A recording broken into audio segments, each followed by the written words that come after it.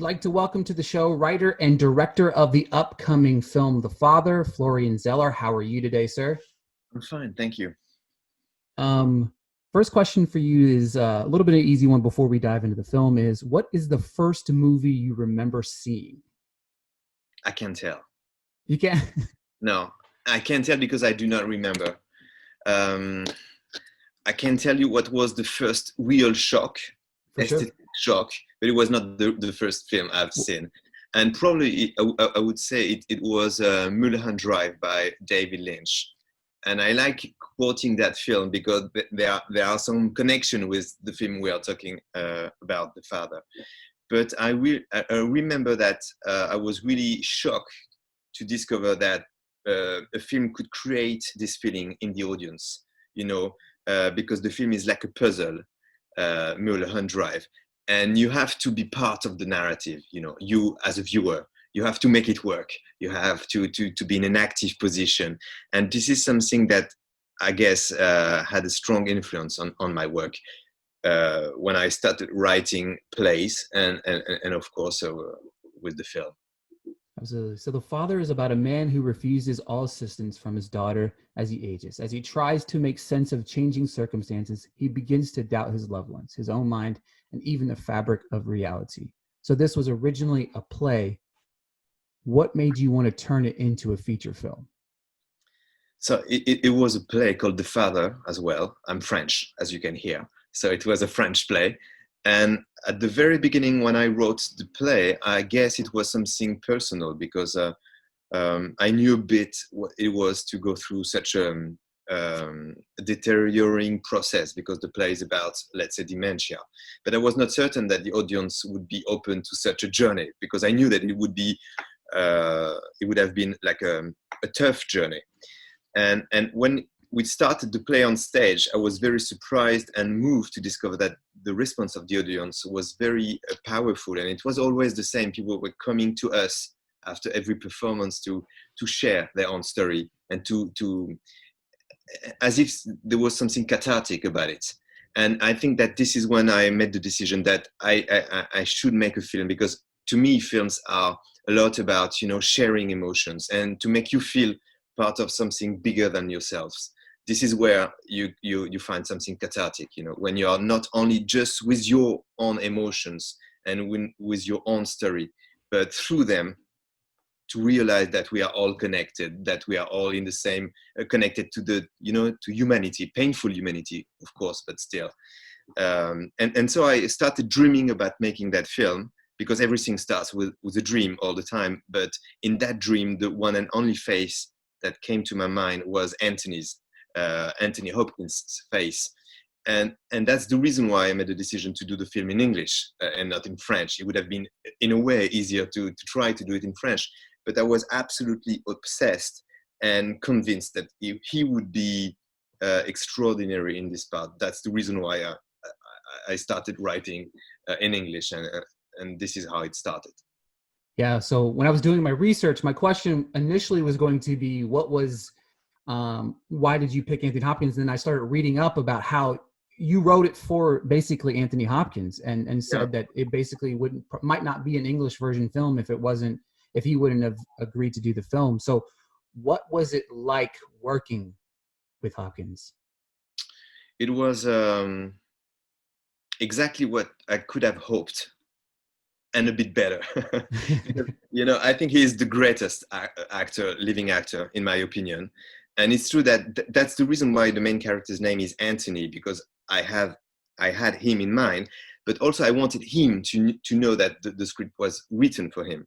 And also it was a way, the fact that the character is named Anthony, the fact that the birth date is his own birth date, it was a way to, it was as if it was a door he could open anytime without thinking about it, without having to discuss it, to go to his own emotional territory, because what I wanted him to do is to explore what is painful, which is probably his own feeling of mortality. And I needed him to going there. And when I first met him, of course, I was impressed because he's Sir Anthony Hopkins. But after 5 minutes, I knew that it would be almost easy to work with him because he's so humble, but also he's very brave, meaning that I had the feeling and the conviction that he's still, this kind of artist. He's 83, but still is willing to put himself at risk. He's not. He knew that it was not a script to do what he's known for. What he's good for.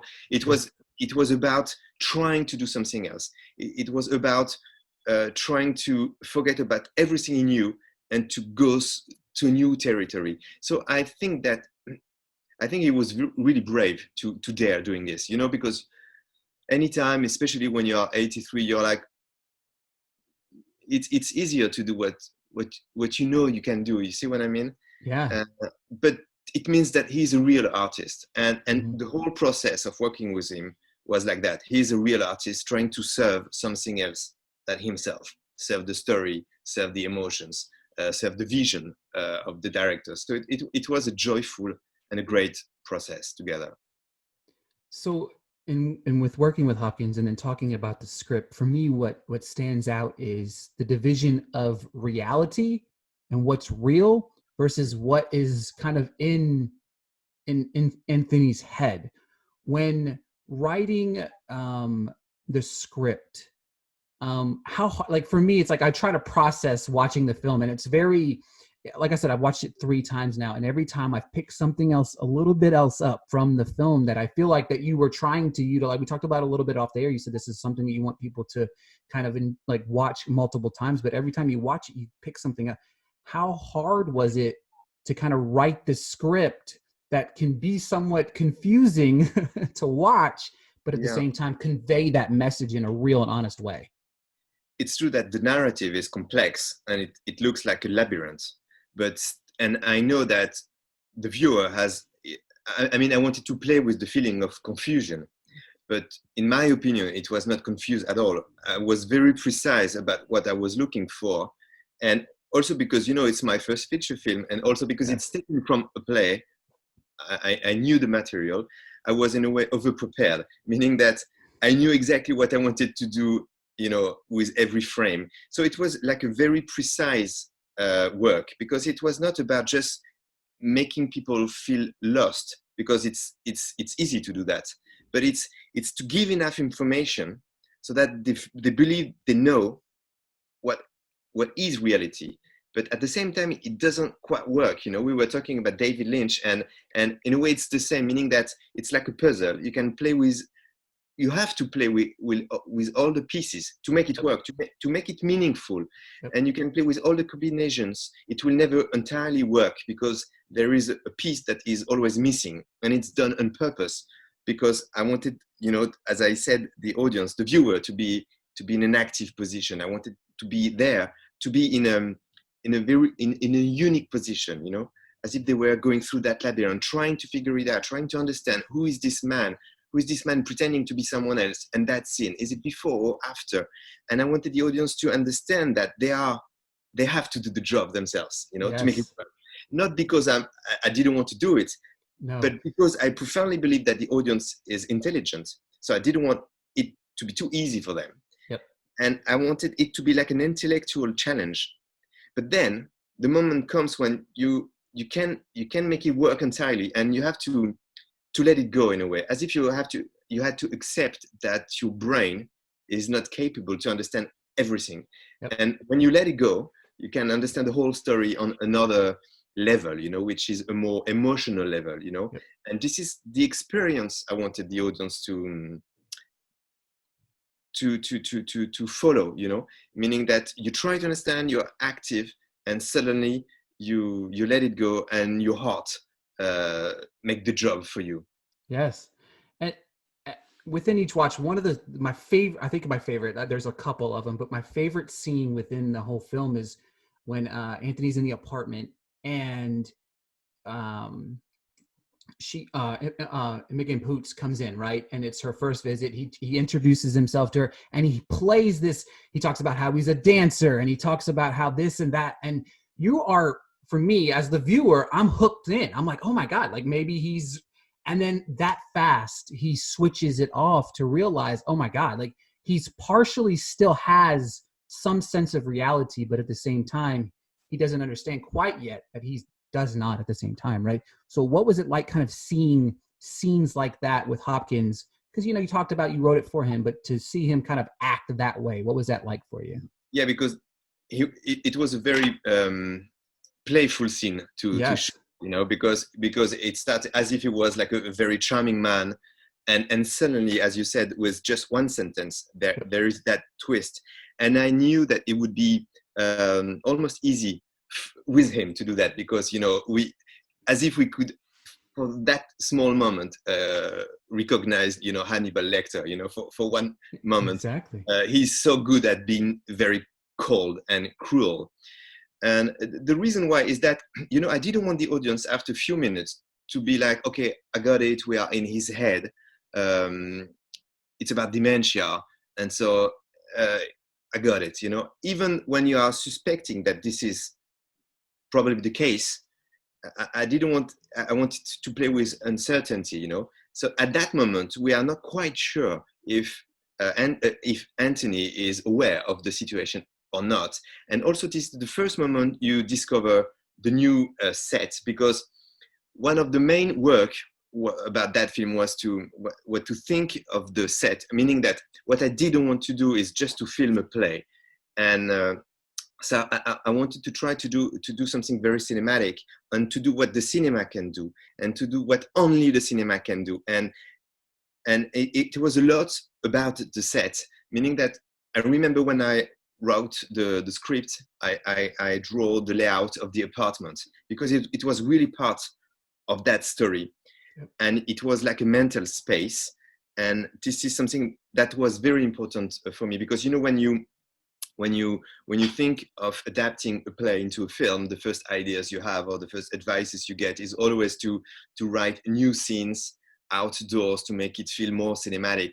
And I made the decision not to do so, and to stay in this apartment, but to play with the set itself, meaning that we shot the whole film in a studio, in a small studio in London, so that I had the liberty to do whatever I wanted. I could remove a wall, change the proportion, the colors, the furniture very easily, and to use it in a cinematic way, meaning that at the beginning of the film, we are in Anthony's apartment. There is no doubt about it. You recognize his space, his knickknacks, and there are no question about it.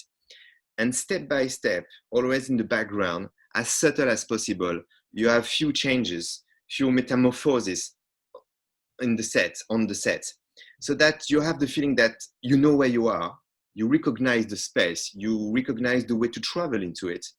But at the same time, you're not quite sure where you are anymore, because things have changed, and you cannot tell what. You just can tell that something had happened. So it's about creating a feeling, creating a disorientation through the set. And to come back to the scene you just mentioned with Anthony tap dancing, it looks like reality. It looks like a playful moment, but at the same time, on the background, you see for the very first time that it's like a blue atmosphere. It's a new apartment, and during that moment, he's speaking about the fact that this is his apartment. He's been living there for 30 years, and it looks like real. It looks like the truth, and at the same time, there is a contradiction with what you feel and what you see, and also a contradiction with the way Olivia is acting, because she's clearly acting as if he's lost. Yep. And I'm sorry, my answer is too long, but no, you're fine. It's great. I'm excited right now. So you're good, man. Like Now, what I wanted to create is many contradictions, and as a viewer, you have to deal with the contradictions, and you have to find your own way in those contradictions. Yep. And so. I loved it. No, you don't understand. Like I said, I mean, I've watched this, and every single time the little pieces, like the third time I watched it, I realized Olivia Coleman's shirt was the same shirt she was, you know what I mean? Like it was like the little thing. So speaking of Olivia Coleman, how did that go about in getting her in this role? very early on, I was hoping that she could be on board because I adore her as an actress. It was before she won the Oscar. Um, I've known her for years, not personally, but through movies and series. And I think she's the greatest in the UK. I mean, if it means anything, one of the greatest. Um, and there is something very specific about her is that as soon as you see her, you feel empathy with her. I mean, she has something very, I don't know how she does that. She does that. I think she does nothing. This is just the way she is. Yeah. But she creates something, you feel empathy with her immediately. And I knew that the film needed this because it's not the story only of a man losing his bearings. It's also the story of his daughter trying to face this painful dilemma, this painful situation. And again, it's like a door that the audience could open anytime to feel empathy with the story. Because what I didn't want the film to become is, at a certain point, is just a game of mind. You know, it had to be a game of mind, but it had to be something more. And to become something more, I needed the audience to be emotionally very committed to the story and to the characters. And she was the one who could make it happen because, you know, as soon as she's here in the frame, you're with her, and it's like a miracle. And there are not so many actresses that are capable to do so. And it's the same in real life. You know, when you work with her, she's the same, meaning that everything becomes easier, and she's so lovable that everyone is nice when she's around. You know, so it's great to work with someone like that. And also, she's like Anthony in a way. She's very humble. You know, there's no ego issues. It's all about the story you're trying to tell. It's all about the situations. I mean, it's all about cinema. It's very simple. It's very light. It's very you know, what we do love. Yeah, and that's the thing. Like what you said is 100% true because you feel that empathy for Olivia, but at the same time, throughout the entire film, you can put yourself in her shoes if Yeah. you have a mother or father that you could imagine. Like, what would you do? How would you handle this? Like you force us to answer questions that maybe we've never asked before, and that Yeah. to me is another thing that was breathtaking. Yeah, because you know, everyone has a father or a grandmother, and everyone has or will have to deal with this kind of dilemma. So it was a way to. I knew that, you know, I needed the audience to feel related to this, and you know, the theory is when you write a script, you have to decide what is the point of view of your story, who is the point of view, and it's like a very strict rule, you know. And I didn't follow that rule in that film. And I remember when the first readers of the script were like, there is something that it's very strange, it doesn't work, you know, because you make us believe that, or you make us experience that we are in Anthony's head, but at the same time you're telling the story also from her point of view, and it's not cinematic, it doesn't work. And I made a decision not to follow those advices because Thank this you. is exactly what I wanted to do. Yeah. It's again, I'm sure that was kind of hard being a first time filmmaker, making those decisions and be like, look, I have an idea. I want to make it this way. So that I commend you for, I appreciate that because it makes the film so authentic. It really does. It's breathtaking. One or two before we go here. What was the hardest transition from going from a play to filming? To tell the truth, I would say to wait. I mean, not to wait, not during the shooting, because No. you don't have time to wait when you are shooting a film, of course. But you know, to make it happen, it requires so much energy, you know. But in the other hand, it's good, you know, that it's not easy, you know, because it's testing your desire and your will. But you know, I come from theater, so my life so far was to try to tell stories and to work with actors. So it was like the continuation of something I knew a bit. So I was not like, it's the very first time, even though it was the very first time. And also it's a very restrained film. We were, few people in a studio working together, rehearsing together. So I was familiar with that, Yeah. So what I can say is that I really enjoy discovering the editing process. This is something that was very exciting to me. Um, and also maybe something else is the fact that, so I've worked a lot in theaters, and I think that the beauty of theater is that everything you are doing, every effort you are making is done for something that will disappear. It's part of the beauty and of the nature of theater, and have been working for years for things that would disappear in a way. Yes. And I really love that. And making that film, I also discovered that cinema is working on another level, talking about time, the fact that, Yes. it could be now, but it could survive to this, especially when you are going through such troubled times, you never know if the film will be released or not, when and how, but Yeah. still, it's like a relief to remember that it does exist by itself. You see what I mean? Absolutely. Yeah, because I mean, I know initially I remember the initial dates, and then there was another initial date, and now I know it got pushed again. But Oh, um I I don't have anything else for you. I'm thank you so much for doing this. Thank you so much for this film. It's hands down. I've seen almost 300 films this year, and it's hands down the best piece of theater or film that I have seen this year. So thank you for your time today. Thank you for thank this you. film, and creating and keep creating art like this different, it's unique, it's not the same thing that we continuously see. So thank you, Florian, for your time today, sir. Thank you so much. Thank you.